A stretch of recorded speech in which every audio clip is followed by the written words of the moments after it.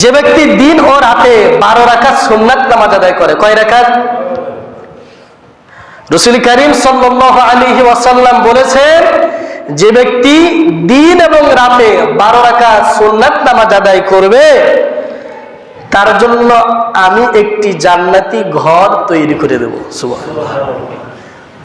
অর্থাৎ যে ব্যক্তি 12 রাকাত সুন্নাত নামাজ আদায় করবে তার জন্য জান্নাতে একটি ঘর তৈরি হয়ে যাবে। সুবহানাল্লাহ। ওই ঘরের মালিকানা আল্লাহ পাক তাকেই দিবেন। সুন্নাত নামাজ হলো দিন এবং রাতে হলো 12 রাকাত। কয় রাকাত? ফজরের আগে 2 রাকাত, ফজরের নামাজের আগে 2 রাকাত, জোহরের আগে 4 রাকাত, জোহরের পরে 2 রাকাত। কয় রাকাত হলো?